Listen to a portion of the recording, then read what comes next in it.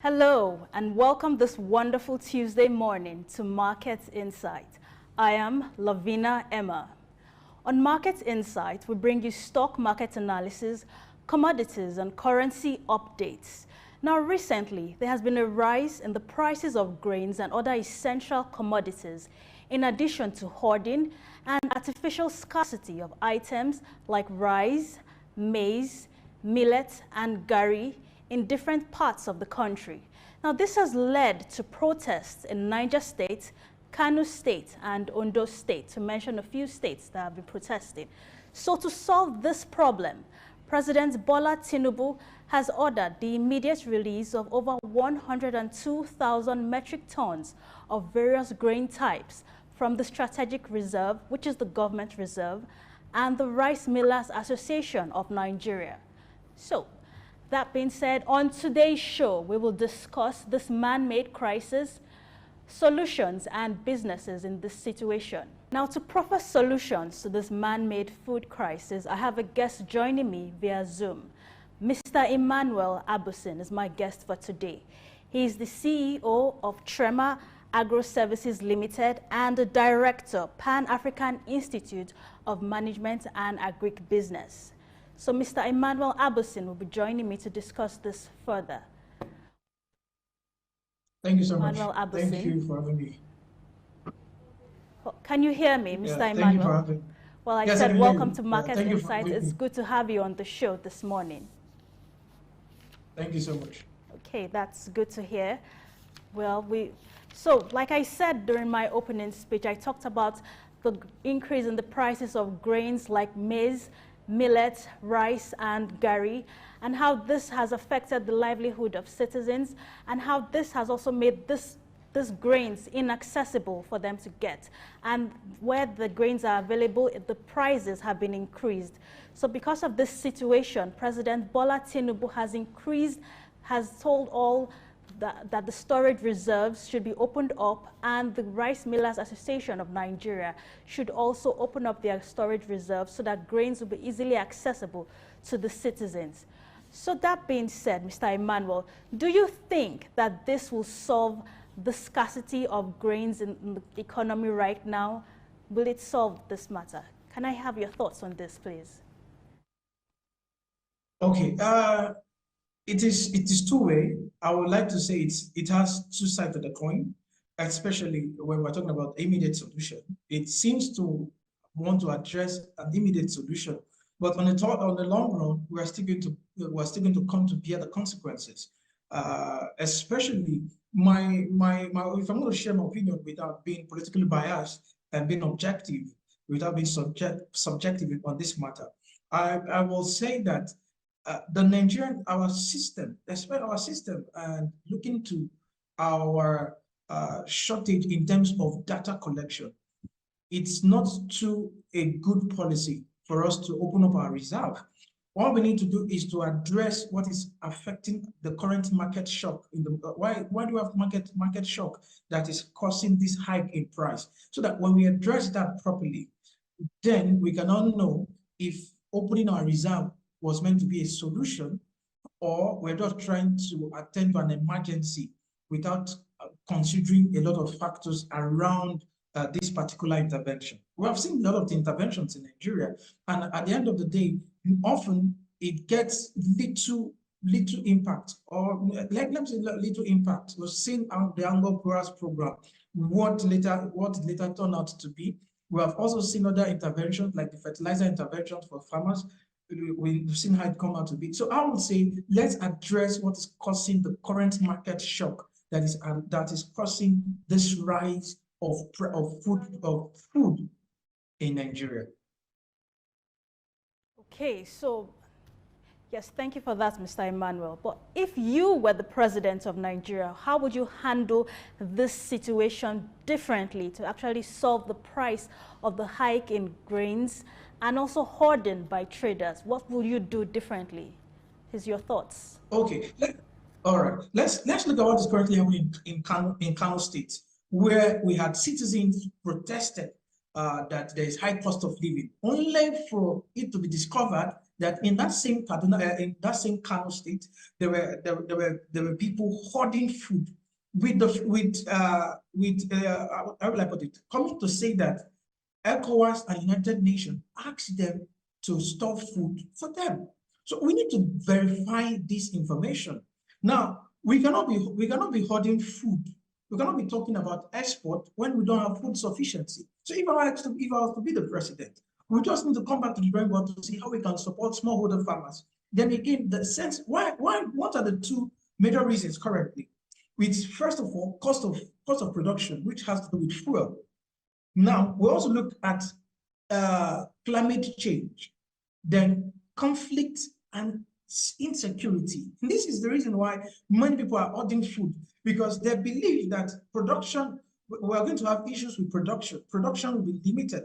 Now, if production is limited, for example, this is a country where we consume over 6.5 million tons of wheat, and we're only producing around 420,000. I want you to see the gap in our production and our consumption. Now, if we now have issues around insecurity, around conflict, we talk about the herders-farmers conflict. We're talking about insecurity in some states like Zamfara, like Taraba, Jigawa, Adamawa, that most farmers cannot go to farm because we have bandits who tax them. So if these issues, if we can solve these issues, then we also look at smart farming. We also look at proper data collection. So if I was to be the president, what I need to tackle first is insecurity, so that our production, we can now boost production. Then so when we tackle insecurity, we now look at supporting smallholder farmers who constitute over 60% of the farming population in Nigeria. Now, most of the large farmers, most of the political farmers in Nigeria that often get the loans or get interventions that intercept the interventions coming from the government, don't even farm for our local market.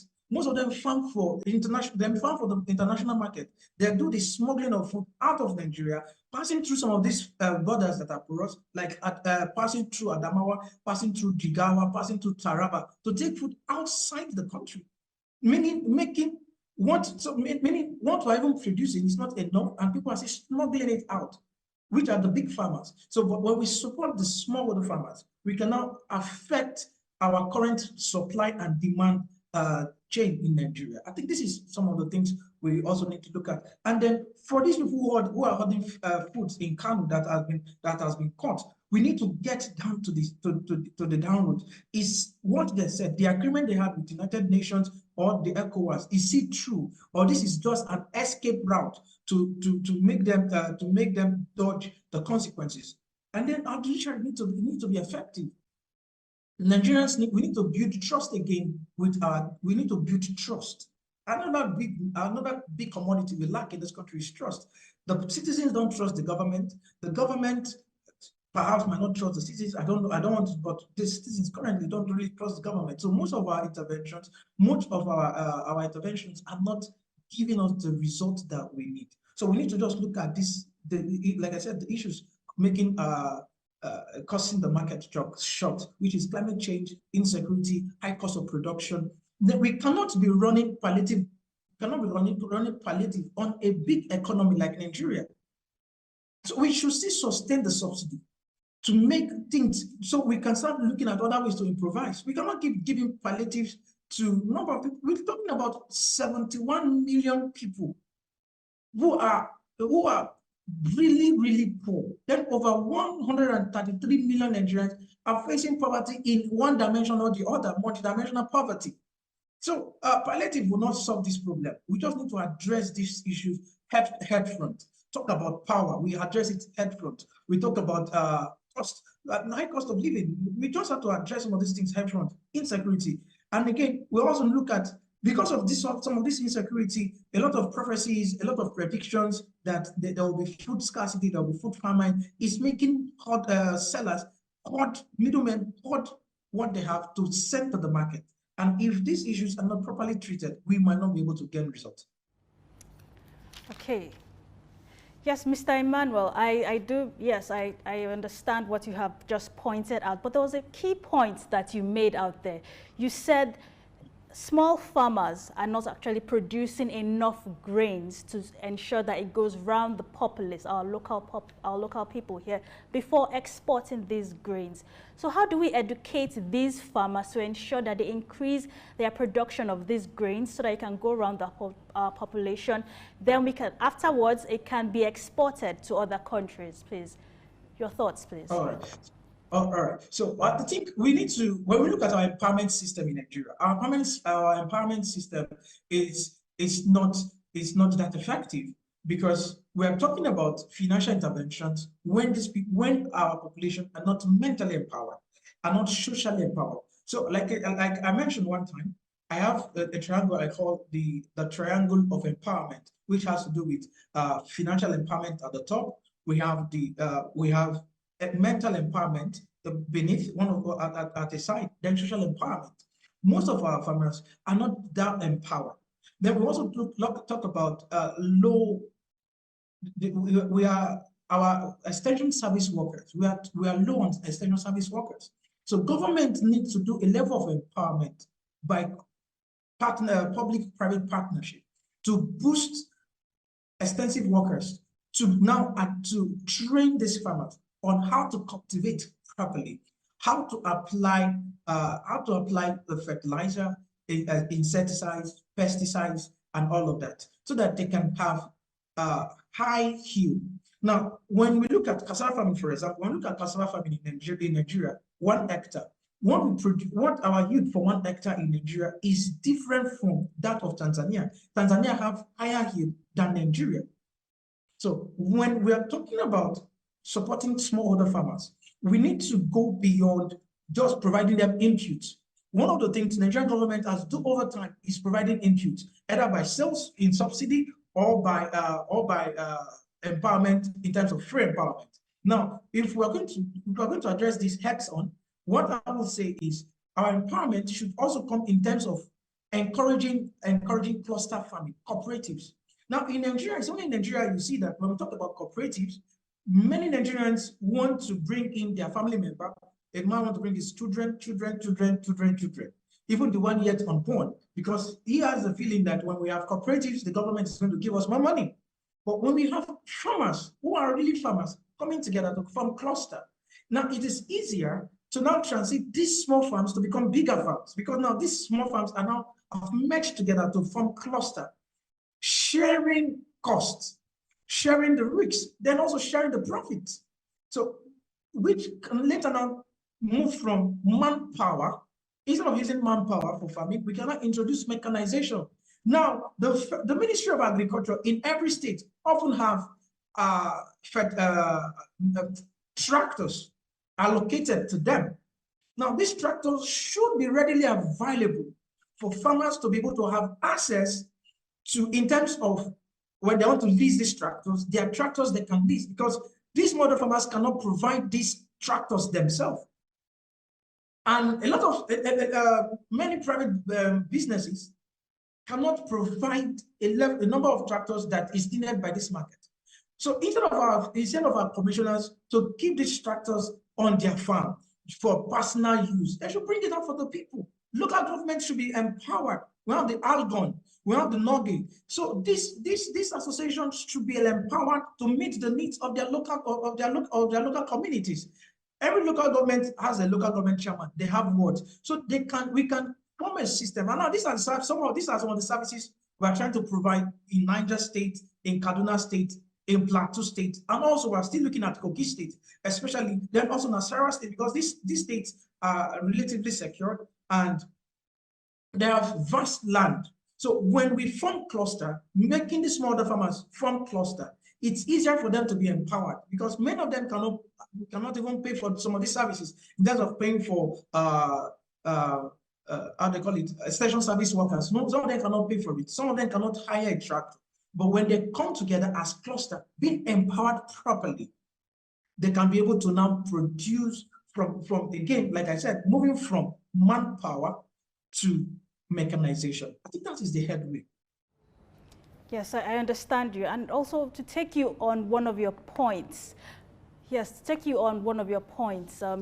said that the farmers need to come together to form clusters, to work together as a team. Thereby, they can access new technology to improve on their farming methods. Well, recently, to also curb this situation and also the protest, the Yobe State governor also announced measures to also curb the hike in the prices of grains.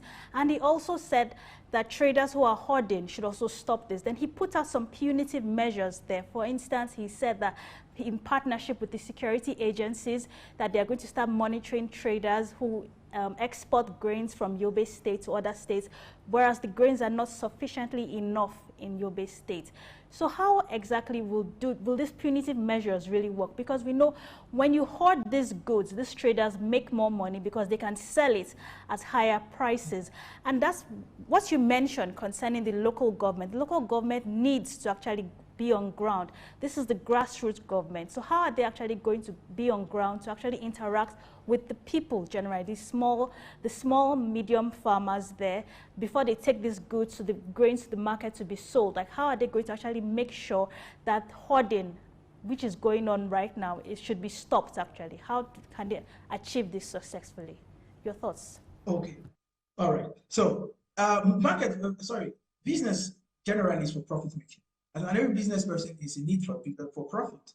However, one of the things the government needs to do is proper orientation, and building trust. The government needs to build trust with the people to make people know that, yes, we are here for you. First of all, the duty of every government is the citizens as their business. Like I was to say that I have a family. Let me just use my family to illustrate this. So if I tell my wife and my daughter that I don't have money, and every now and then, my wife and daughter see me with my friends, gallivanting in their parlor, and I am the chief of staff, ordering things for everybody. Then I come back home and I tell them I don't have money. Please, you people should bear with me. Everyone has emotion.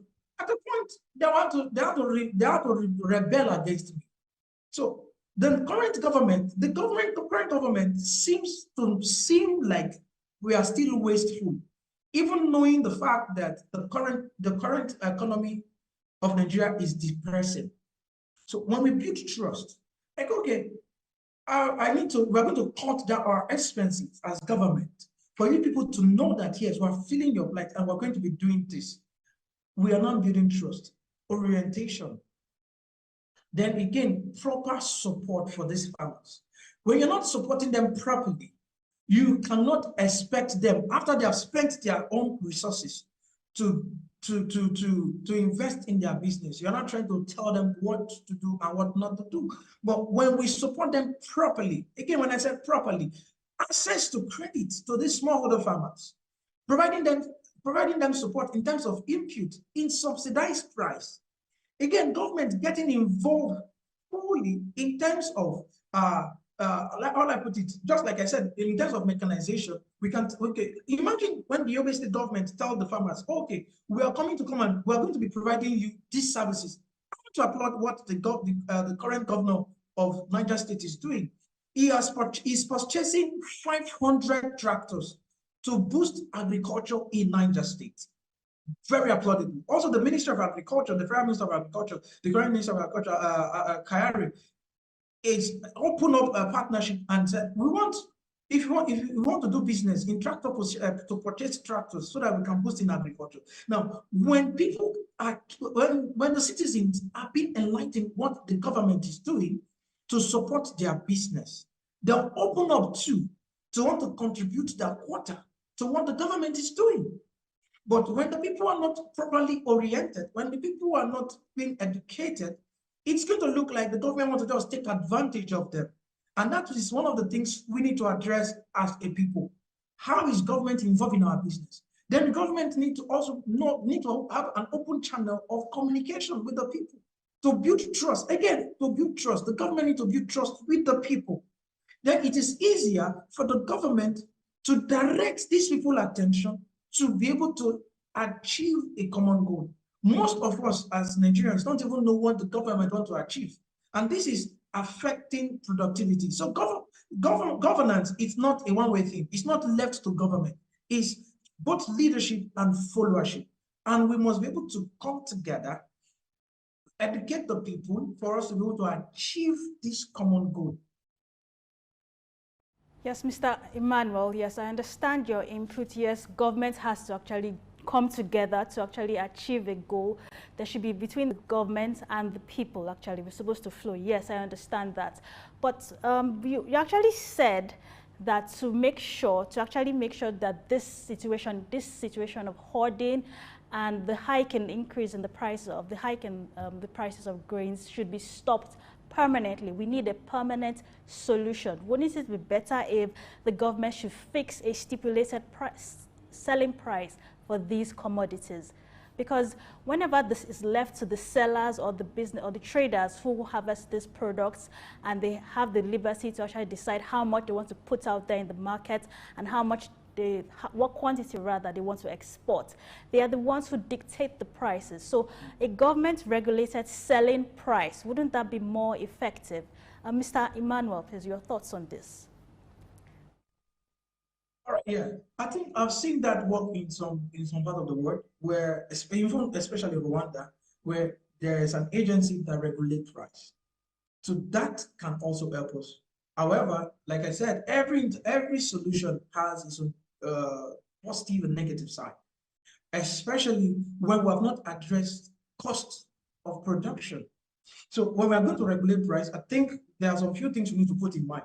Cost of production, how much is costing the producers to produce this particular product, this particular service to the people. Now, when we have this in place, I think having a regulation on our price will help. It actually helped again during the cashless era of Emmanuel as the CBN governor when he introduced the new naira. The POS merchants were the one hacking the price at will until some states took the initiative to start addressing again that market shock, like how to address it. The states like Lagos State, or I think Ondo State, Ogun State.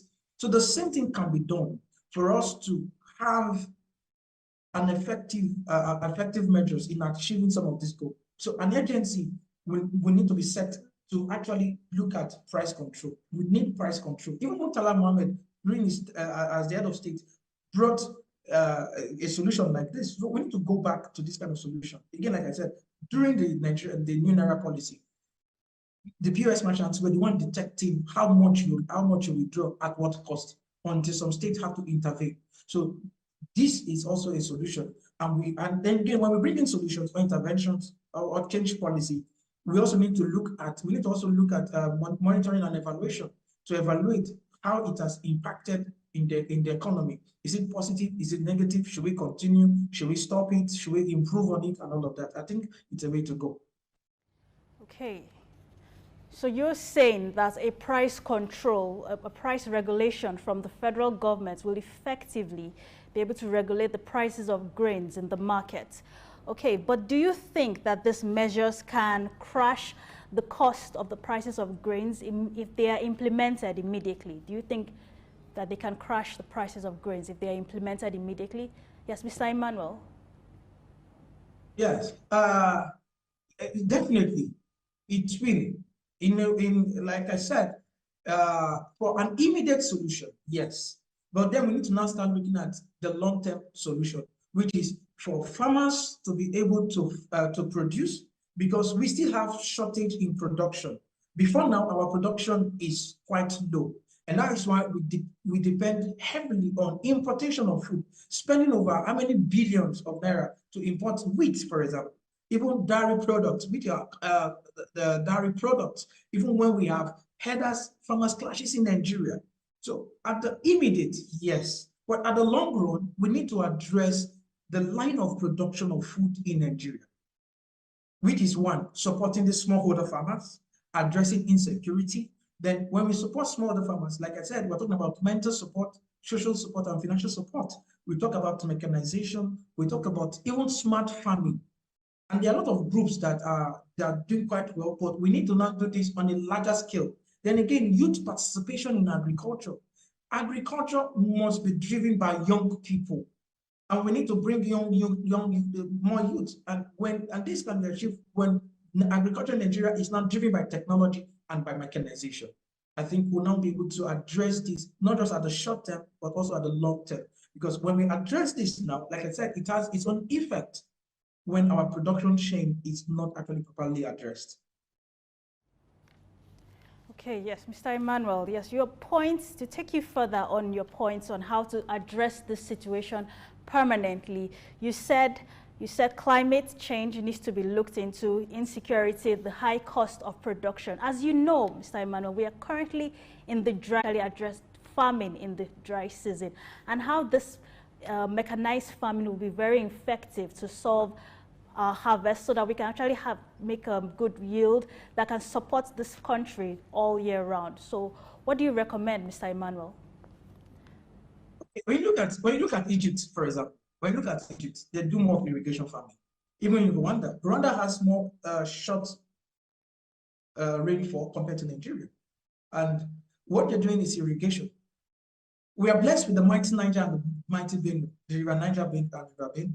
And I'm from one of the most beautiful states in Nigeria. I'm proud of that, which is Kogi State, where the mighty Niger meets the Benue. We need to encourage irrigation farming. We cannot have these big, mighty water bodies, and we're still talking about relying on rainfall when there are technologies that can enable us do both dry and wet season. So we just need to start investing in the right direction, in the right infrastructure. So again, irrigation farming, and this can be powered by young people. We have young people who are studying agriculture, and eventually most of them don't want to even go into agribusiness. Again, so when we invest in this infrastructure that can sustain us both the dry and wet season, then we can be able to produce. We're able to meet our market and enough to even feed the world. I believe that Nigeria can feed Africa, because we have over 60% of our land that is arable.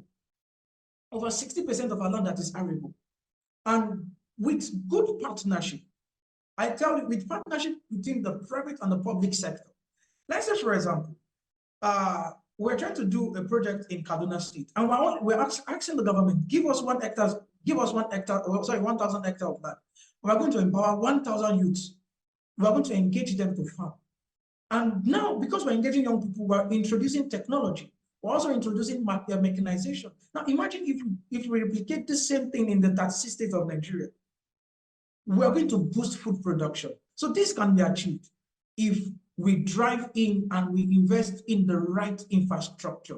Then bringing in people into the Ministry of Agriculture who actually understand agricultural investment to become commissioners and directors in this place. So when I bring, there are some sensitive ministries that we should not select or appoint commissioners and ministers by, how I put it, from emotions, but from track records, proven track records, so that we can drive results and impact.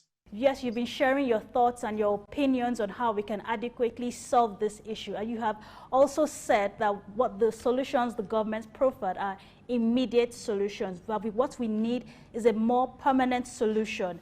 So based on that, the president of the country, President Bola Tinubu, said that the grains that the government reserve should be opened up immediately, and the grains from the Rice Millers Association should also be released to the people immediately. So do you think that this can solve the hike in the price of rice? For example, it can actually reduce the hike in the price of rice and other grains significantly. Yes, Mr. Emmanuel. Yeah, like I said earlier, yes, for the immediate, yes. Well, after a long while, it's not going to be sustainable. Any interventions that we're preparing now and has no sustainability, it's still going to have its effect on our economy. Just like when Gonzo Joella was telling the then president that we should save, but we did not save. So we came to a point where we now have a lot of market shock affecting, because the cost of inflation in Nigeria is different from what is happening in Australia, it's different from what is happening in the UK, it's different from what is happening in America. So we need to understand why are we here? Some years ago, the then president, head of state, Yakubu Gowon said, Nigeria is so rich that the problem is not money, but how to spend money. And as at that time, China was coming to Nigeria to borrow. But look at where Nigeria is at today. Let us look at where China is. So again, like I said, if our interventions are not sustainable, it's no longer intervention. It is like an emergency, and we have not gotten to that state yet. So we just need to start looking around why are we here?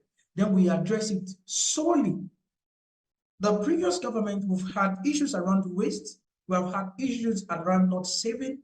We also look at some elements, like I said, our Agro program was meant to make rice production, to boost rice production.